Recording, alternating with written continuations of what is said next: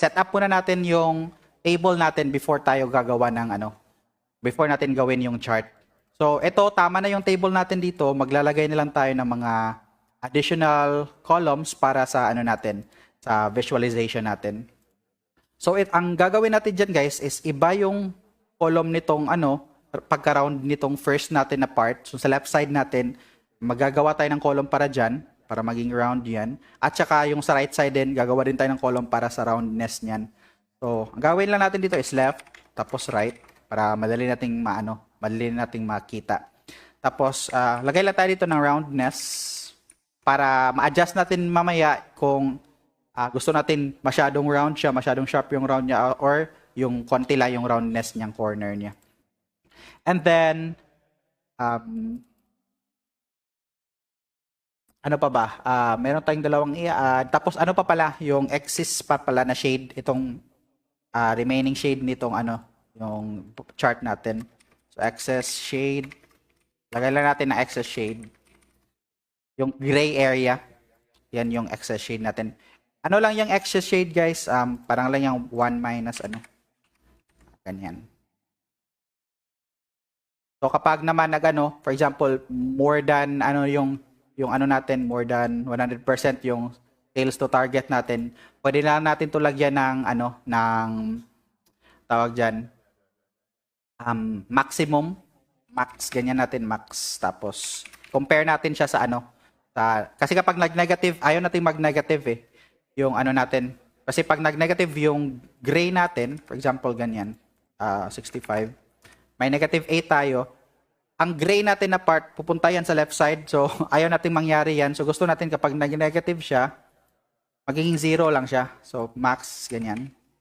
So, pipili lang siya kung sino ang malaking value dito. Si ito ba, yung first natin na number, or yung 0. Kapag nag-negative, automatic magiging 0 siya. Ayan. Yung shade natin.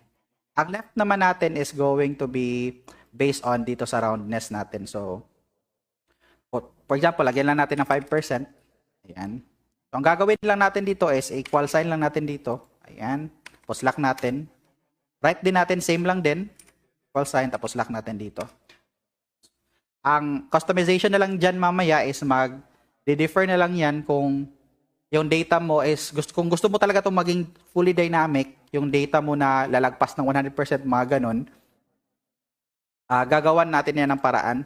Let's see. Pero in this example, muna tayo? Dito muna tayo sa hangga. Yung max natin muna is 88% in this case. And then, sa excess shade naman natin ito, i-minus na lang natin yung dito, ipa-plus natin yung 10% dito para gusto natin 100% lang yung natin buong chart natin. Ayaw natin lumagpas ng 120%, mga ganun. So, magsistrict lang tayo ng 100%. So, ang gagawin lang natin dito is yung excess shade, dito na part, mag-add tayo dito ng minus nitong, lagay natin dito yung, ano ba tong keyboard ko, guys? I-round, so si left, right, si left, ayan. Right pala yung natin, gusto nating i-access lang. Pwede natin yung i-times 2 na lang kasi same lang naman sila ng left. Or plus na lang natin to, plus left. Ayan. Para 85 plus 5% plus 5 plus 5 magiging 100%. Ayan. Para 100% lang yung chart natin. And then, ito na, gagawa na tayo ng chart. Insert lang tayo nakaselect yung table natin. Insert tayo ng 2D bar. Itong, natin, 100% stacked. Yan, para magkaano sila. Diyan sila lahat. Okay, so ang gagawin lang natin dito is, hindi natin to i-select yung, natin, sales target. Ito lang 4 yung i-select natin. Pwede nyo i-drag to, katulad ng ginawa ko, or pwede nyo na din pumunta sa select data, tapos, tanggalin nyo na lang tong dalawa. Remove nyo lang. Yan, retain nyo na lang yung tong 4. Yung sales percentage natin, excess, left, tsaka right. And then, yung left natin, ilalagay natin sa una. Ayan. So, si left yung nasa dito sa left side. Tapos, nasa gitna yung sales, tsaka excess shade natin. Tapos, yung right naman natin is nasa right side. Kasi yun yung left, tsaka right, yan yung lalagyan natin ng rounded corners na shape. Okay? Tapos tanggalin na lang natin tong legend. Tapos hindi naman yung kailangan. Hindi nito kailangan yung percentage. Okay, lagyan ko lang to ng gray dito para makita natin yung roundness ng ano natin. And chart natin, gagawin ko lang rounded corners. Tapos yung border gagawin ko lang white. Ayan, para meron tayong rounded corner dito na chart. Tanggalin ko na din tong line, yung grid lines natin. Ayan. And then, ito naman, ang axis natin, gusto natin ganito yung sequence, avocado, ganyan. Categories in reverse order lang natin para same na ang sequence sa table natin. Ayan. So, next is, papaliitin ko lang yung gap width para tumaba yung ano natin. Tumaba konti yung chart natin. Ayan, may mga 60 ata. Ayan, 60%. Tapos, dito na tayo mag-insert ng ano natin, rounded corners natin. Ang gagawin lang natin dyan is mag-insert lang tayo ng shape. Insert shapes. Tapos, ito, rectangle, top corners, rounded. Ito yung insert natin. Ayan. Medyo rounded yung top. Tapos, yung baba is sharp siya. Tatanggalin natin yung outline. So, outline natin is no outline. Ayan. Tapos, yung corner natin is ifo-full lang natin ganyan. Para goods na goods. Tapos yung rotate naman natin, rotate lang natin siya ng dito, left 90%. Pwede nyo rin manual rotate, ganyan. Pwede din yan, pero dito lang ako para sure na 90%. Yan. Yung color na gagamitin natin dito is purple. Try natin yung purple ulit. Ito. Ayan, purple. Hindi natin gagayahin itong dark blue. Purple yung gagamitin natin. Tapos ito, papaano ko lang. Litin ko lang konti. Yan. Ganyan lang. Tapos, copy ko lang to. Control C. Ayan. Tapos, i-paste. Click nyo lang yung ano natin, left side na part ng ano natin, chart natin. Ito yan, si 5% na left. Ayan. Tapos, i-paste nyo lang, Control V. Ayan. Ayan na siya. Napasok na natin. Tapos, medyo flat yung ano niya. Yung edge niya. Ayaw natin yan. Control Z ko muna. Tapos, papalitin ko lang ito konti.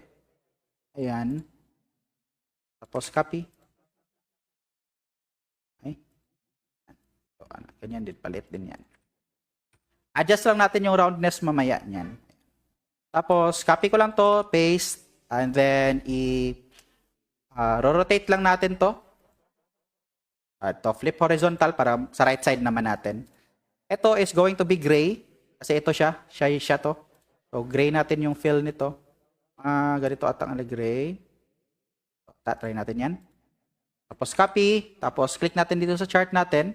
Make sure nakaselect lahat ha. Huwag nyong i-double click. So, one click lang para nakaselect lahat ng right natin na series. Tapos, Control V. So, ayan na yung right natin. And then, if gusto natin mag-adjust yung roundness niyan, i-change lang natin yung roundness percentage natin dito. For example, 10%. Ayan, medyo magra-round niyan siya sobra-sobra. So, masyadong mataki yung 10%. 6 ata. Ayan, goods na ako dyan sa 6. Pagkatapos niyan, i-change din natin tong sales, percent sales to target natin into violet para same sila ng kulay dito sa starting natin. Yan, format, tapos shape fill, select na natin yung violet. Tapos ito namang excess shade natin, select lang natin yung excess shade, isang beses lang na click, tapos yung gray natin, ito ata yung ginamit natin. Tama. So yun. And then, dito naman sa natin, sa percentage to sales, gusto natin nasa labas siya ng filled area natin. So, dito yung i-click natin, yung excess shade, yung i-access natin dito. Add data labels natin. Ito is mali pa tong percentage na to kasi ito yung dapat na percentage na lalabas, yung percent sales to target, hindi yung excess shade. So, ang gagawin natin dito is, click nyo, make sure na naka-select lahat ng series na data labels natin. So, isang click lang, kasi kapag dalawang click yan, isa lang yung ma-change mo niyan. So, gusto natin lahat. Ayan. Tapos, format data labels. And then, value from cell. Yan. Tapos, i-select natin to. Yan. Yung sales to target. Tapos, okay. Tapos, i-remove natin yung default na value. Ito. So, i-retain lang natin si value from cells natin. Remove natin yung value. Ayan. Tapos, tanggalin din natin yung show leader lines. Ayan na. Tapos, yun na yung gusto natin nalalabas na percentage. Kasi yan yung percentage ng sales to target natin.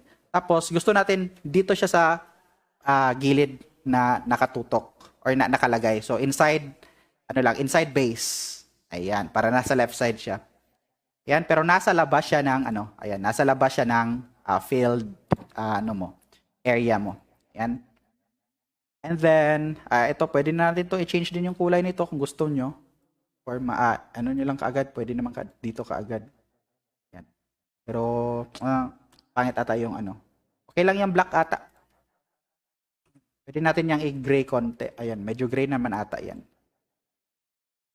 Ayan. Tapos, ito namang area dito, tatanggalin ko na lang to. Ayan, ayaw ko yun ma-display ko kasi gusto ko ma-display siya sa loob ng chart mismo natin or yung series mismo natin. So, i-select natin yung left side natin. Yan si left, naka-select. Yung corner natin na left. Tapos, dyan tayo magra-right click, tapos add data labels. Tapos, yung data labels na lumabas, yan, si 6%, hindi natin yan kailangan. Ang gusto nating makuha dyan is yung series name. So, select natin yung 6%, currently 6% yung nakalagay. Format data labels. Tapos, ilagay natin si series name para itong mga series na ito, yung lalabas. So, series name. Category name pala. No, series tuloy yung nami-mention ko. Ayan, category name pala. Kasi ito pala yung series name. Yung column header natin. Ito yung categories pala natin. Mali naman yung sinasabi ko. Ayan, so tatanggalin natin si value kasi gusto natin yung name lang yung ng category yung lalabas. And then, gusto natin to is same lang din sa ganito, nasa nasa gilid siya left side. So inside base lang din. Ayan, inside base. Tapos ito papalitan natin ng kulay na puti. Yan, tapos bold lang natin. Yan. Tapos yan na yung chart natin. So kung gusto nating yan na yung natin guys, complete chart natin. Kapiin lang natin yung dito. Title natin. And natin sa gilid. Yan, i-align lang natin sa ating align lang sila para maganda tignan. Yan. So, ito. Lagay ko lang to sa baba. Tignan natin. Pero may problem to guys I'll show you yung ko. Ito palang natin, data natin is, yan, dynamic din yan mag-adjust na din yan automatic. 55, mag-adjust na din yan automatic. Maganda na din tignan. Pwede na kayo nito magpasikat sa mga boss nyo. Pero kapag magiging 100% to, ito yung problema guys. Ayan, 100%, meron pa rin siyang, ang tawag dyan, ganito. Gray area pero hindi na siya dapat gray kapag 100%. So, let's see kung ma-solve natin yan. Hindi ko pa alam kung paano yan i-solve pero try natin i-solve. Mag-add tayo niya ng another column kasi kapag ginawa lang natin ginawa lang natin yung right natin as lagay tayo dito ng if. Example, nag-if tayo dyan tapos if ito is greater than or equals 100% or number 1, gawin natin 0. Wala, ayan. Try natin gumawa ng 100% dito. Ayan, magiging 0 siya, pero yung corner niya is flat pa rin. Ayan, hindi na rounded. So gusto talaga natin maging rounded corners yan. Try natin gumawa ng another column. Try ko lang kung magwo-work ba to. 100% full right. Ayan, full right. Yan lang yung tawag natin. So, lalagyan natin ng if full siya, dapat mag-extend din tong iba Try ko lang kung working ba. So, if ito is greater than or equals to 1, then kunin natin yung roundness dito. If hindi naman 0 lang. Oy, ano bang mali natin? Ay, hindi ko pala nalagyan ng if. If formula. If. Yan. So, meron tayo ditong 006. Try natin dito kung i-add natin to. Pero kapag ano naman guys, wala naman kayong 100% na na data. Pwede na 'yon kanina. Hindi na kailangan to. Select data. Add natin to si full right, series name, tapos series values ito. Yan. Tapos si full right natin is gawin natin ito. Tapos shape, rotate natin to siya to ganyan. Tapos i-paste natin dito. Yan. So let's see kung meron tayong mga 110%, mga ganyan. Yan, 108%, goods pa rin. Full pa rin siya, pero yung percent niya is nag-change na. Gawin natin tong 20. Ayan, nawawala yung ano niya, yung violet. Ito naman, gawin natin 100% to. Ayan, so, yun lang pala ang paraan para, din, ma-fix din yung, yung pagiging 100% niya. Hindi siya magiging sharp. Pero kapag gusto nyo din gawing rounded corners to kahit hindi 100%, mag-add tayo dyan ng ng shade dito na para sa dyan, para sa corner na yan. So, parang ganito lang yan guys. Tawag dito. Rounded percent. Parang ganyan. Lagay lang natin na rounded percent. Lagay lang natin dito, roundness is ganyan pa rin. Ay, hindi ko pala na-lock. Ang gagawin lang natin is if hindi siya 100%, so if, medyo naging redundant ata yung ginawa ko kasi nag-add muna tayo dun sa right, pero ito na lang, okay na lang to, okay pa rin to. Mag-work pa rin naman, pero medyo redundant na to. Redundant na yung ginawa natin na full right. So if itong target natin is, hindi naman ata kailangan ng if to.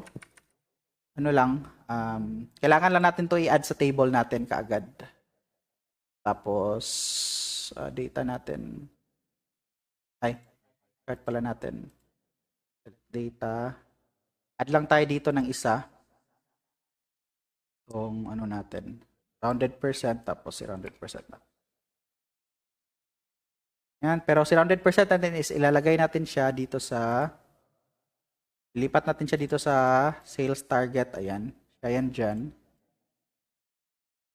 Tapos excess shade naman natin, pwede natin tong i-add natin dito si rounded corner, si para lumiit. Tapos, ito yung lalagyan natin ng ito lang ilalagyan natin ng rounded corner. Ito. Magiging pala siya. Kailangan natin ng ganito na setup na may siya, na may tawag dyan, na may gray konti. Ganyan pala yung mangyayari. So, kailangan natin ng setup na ganito na may gray ang background. Pwede naman natin yang gawin dito. Insert tayo dito ng where lagay natin sa likod. Mga extra na to guys yung kanina working na yun. Ito extra steps na lang to. Kung gusto nyong magulo yung buhay nyo.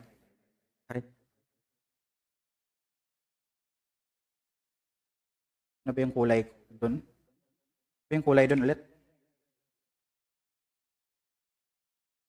Ito.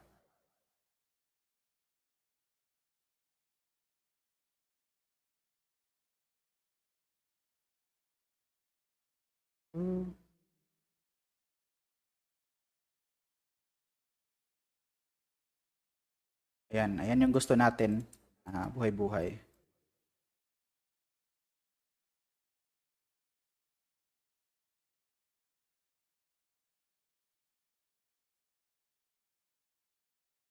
Yan, tapos shape format, tapos combine.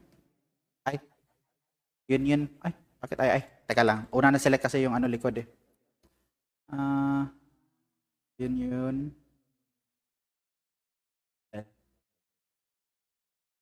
Ayaw niya.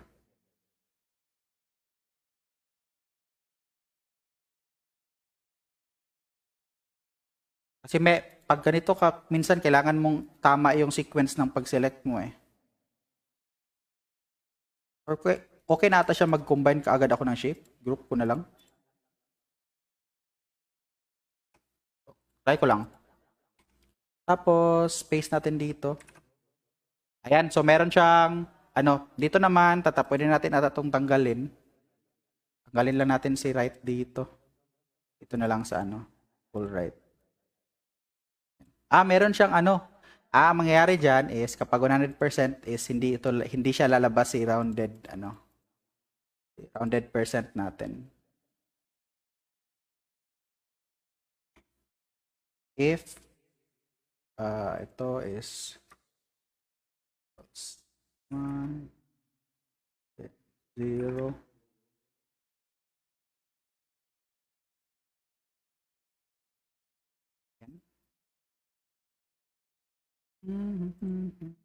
Ayan. So, meron na tayong rounded corners din. Medyo magulo yung buhay na ginawa natin sa last na part. Kailangan pa rin natin si full right kasi kapag nag-full siya, meron kasi itong shape na meron siyang dark dito tapos hindi naman to dark nandito. Kailangan pa rin na pala natin si full right, hindi pala redundant. Yan. Mali yung judgment ko kanina. Tignan natin nung ayan. Pero kapag 90 lang, yan. Pag 20, yan. So, meron na tayong goods na goods. Ito, madalas ginagamit, di ba, kapag skills sa mga resume. Tapos, sample, JavaScript. Tools pala. Ayan, JavaScript, CSS, HTML5. Tapos, wala yung percentage. Wala yung percentage. Parang level mo. Parang gano'n ka confident sa mo. Cell. Well, kalin mo lang yung percentage. Ayan. Yan yun minsan ginagamit sa sa mga resume eh. Pero ako, hindi ko nilalagyan yung mga ganito yung resume ko. Nilalatag ko lang kung yung tools na ginagamit ko. Yan. Yan yung pwede din to, applicable din to guys sa yung chart nyo na, example, naka-column chart kayo, nakaganyan. Pero, of course, yung nyo, yung mga shapes nyo, nakaganyan na yan. So, same pa rin yung gagawin nyo, same pa rin na mga formula. Meron kayo mas efficient na formula, edi gawin nyo lang. Ito. Yan, ma-adjust yung nyo. Automatic mag-a-adjust yung nyo dito eh. Yung roundness ng nyo. So, maganda talaga pag meron din kayong ganito na setup para sa roundness. Aesthetic din yung yung need natin pagtuunan ng pansin. Ayan, 6% ata maganda na tignan. Lagyan din dito ng icon. Gusto nyo. Meron ba tayong avocado dito? Avocado. Ulit ito.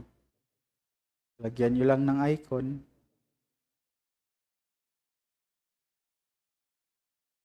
Puti. Ayan, mga ganyan na buhay. Kung gusto nyo. Dito sa gilid. Yan natin lahat. Tayo, isa tayong OC. Kapag naman, guys, pwede na, muna natin yung checkbox guys natin yung checkbox, gamitin natin. Ito yung bagong checkbox guys, nasa insert lang.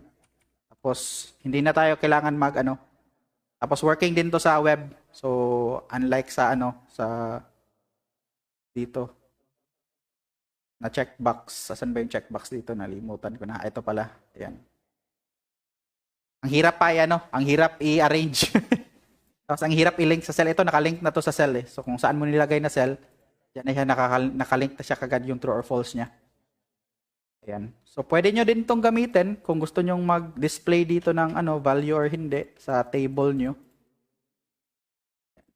For example, if ito false true, then avocado, else NA lang.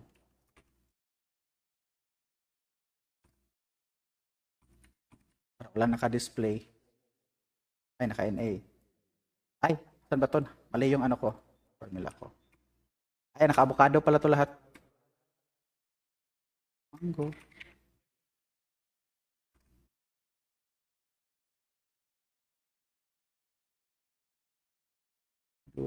Peach. Ito is orange. Ito is banana. Gusto nyo ano? Pero i-adjust mo yung mga details mo dito syempre sa ano mo, tawag dyan, other columns. Gawin mo lang NA lahat. Or gawin mong blank para hindi siya lalabas. Or kung ano bang technique na pwede nyong gamitin. Pero ito yung bagong checkbox na pwede nyong gamitin. Nasa insert lang, tapos checkbox. Ayan. Iyon. Lipat natin si Mango. Si Avocado talaga yan dyan. Ayan. Meron ba kayong questions dyan? Sa mga ano natin? So medyo complicated din gawin tong ano. Kapag ano ka pa, hindi mo pa alam paano to gawin. Marami kasing i-add na ano eh. Pero dynamic na to. Goods na to. Kahit ilang value yung ilagay mo dito. Ayan.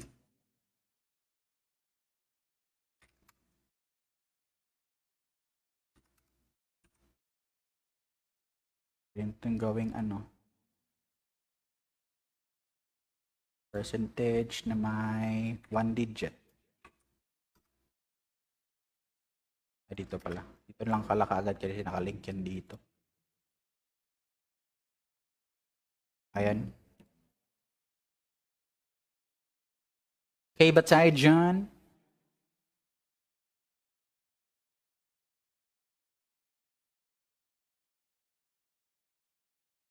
Pwede din ata sa ano, name dito mismo. Dito mo ilagay yung icon. Meron bang avocado na icon? Lagay lang tayo dito ng ano, smiley.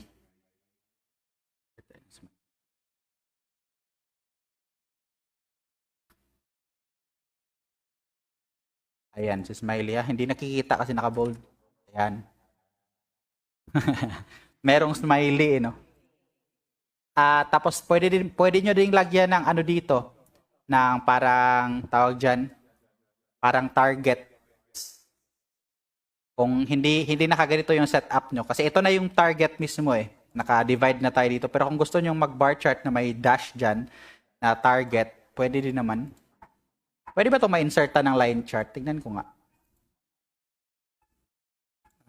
Ito.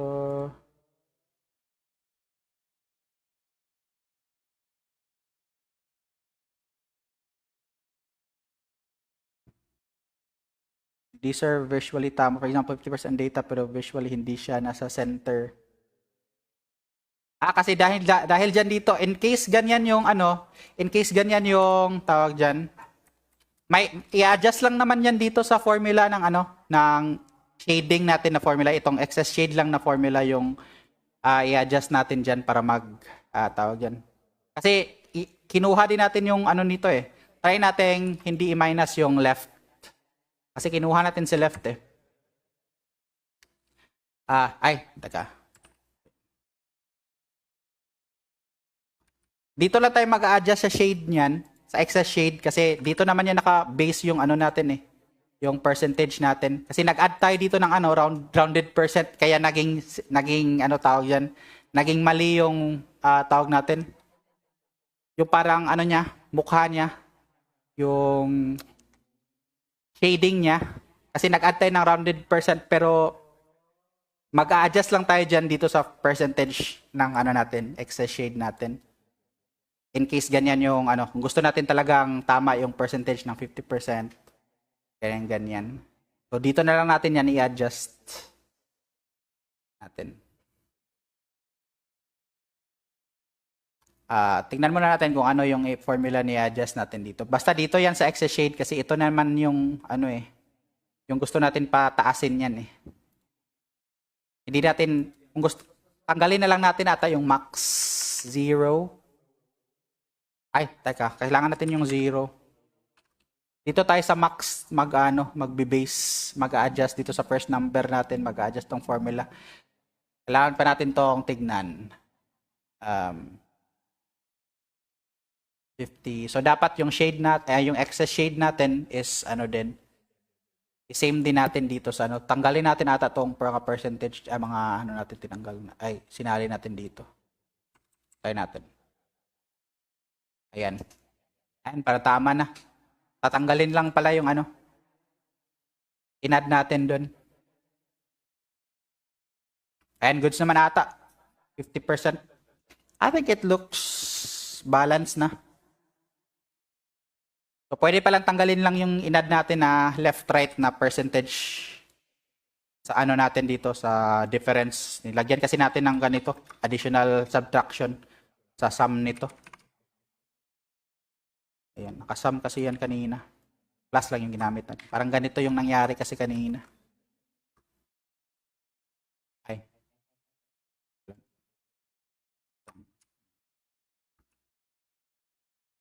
Parang ganyan kasi yung nangyari kanina. So, tanggalin lang yung left-right natin. So, medyo goods na din naman. Kaso nga lang kapag masyadong maliit yung percentage mo, ayan, dyan ka kasi nilagyan natin ng, mag-add na naman tayo dyan ng, ng another formula dito sa left natin na part. So, nakadepende na din yan sa data nyo kasi.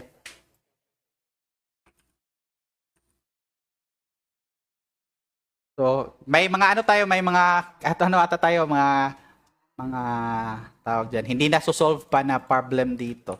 Tulad nito, kasi 1%, medyo mataas pa rin yung niya, yung shading niya. So, mag-adjust na naman tayo dito sa formula ng left natin, tsaka, left nga natin, tsaka right. Ganyan yung mga disadvantage din kapag, kapag ganito na setup. Pero, gagawan din naman niya ng paraan eh. Kaso nga lang, medyo gipit tayo sa time now. Tsaka mag-iisip pa rin ako ng dyan, solution. Kailangan ko pang isipin yung mga solution dyan. Mag-add lang tayo dito ng mga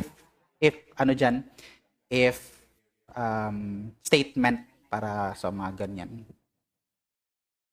Pero goods na yung natin. Goods naman yung natin kapag close lang yung percentage natin ng sales, ganyan. Wala tayong mga below 10%. Kasi doon na ata tayo magkakamali kapag meron tayong below 10% dito eh. Ayun, kasi mataas pa rin yung below 5% ata, no? Below 5% ata tayo Yan. Hindi. Goods pa rin naman. Dito sa 1% nakikita. 5% nga. Dito sa 5% kasi ang laki ng 5% to. Medyo na-obvious yung natin, yung chart natin. Pero pag ganito naman, ayan, goods na goods. Pero pwede nyo lang din lagyan ng kung ganitong setup ata, pataasin tong left natin. Gusto kasi nating isali siya sa loob no? Pwede din naman ata to.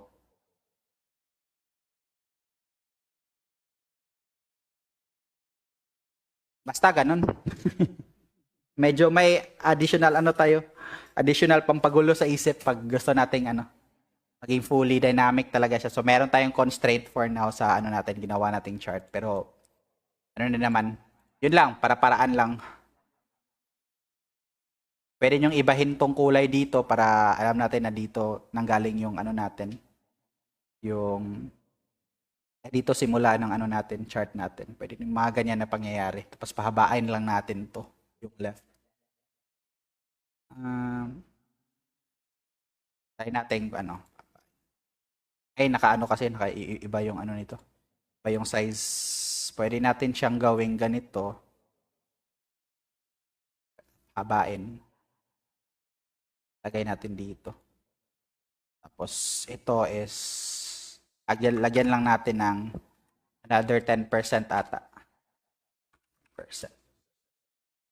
Pero iba ng kulay nito dapat. Para siya, goods yung niya. Lagyan natin ng blue. Blue na katulad ng palette kanina.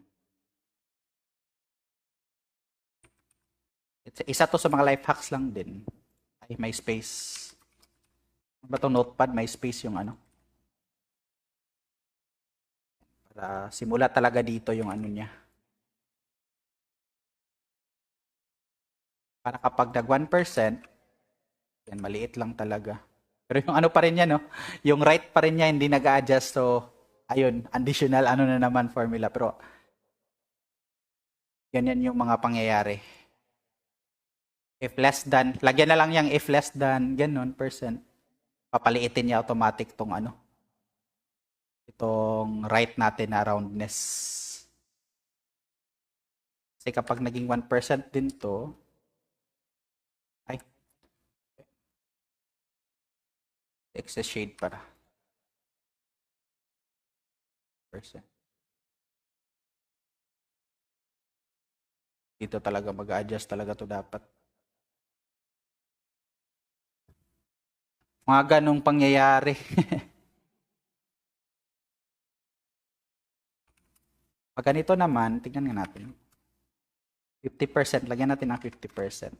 Goods naman, no? Pag may ganito yung mga style, ganito na style yung gagawin. Goods din naman. Doon lang sa mababa na percentage talaga mag-add ka ng additional conditional formatting dito.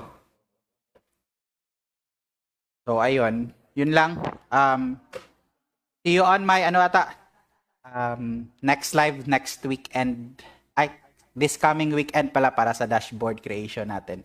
Gagawa tayo ng ano lang, yung simple lang na dataset pero ang gagawin natin na pag-aggregate ng data, paggawa ng ganitong data is gagamit tayo ng lambda functions, mga let, mga reduce, scan, map, mga ganun na functions. Tapos yung ano natin, yung slicers will be based on ano lang din, table na gagawa lang tayo ng mga table. Para sa slicers, meron tayong filter na goods tignan. Ano? Fruits pala to. Hindi na i-edit, ano din ako, papakita ko sa iyo paano i-modify din tong mga slicers para goods tignan. Gagawa tayo ng sarili nating format dito. Custom na ano natin, design slicers natin. Para hindi ganito na ano lang. Hindi ganito tingnan. Parang iba naman, ibang mukha. Yun lang.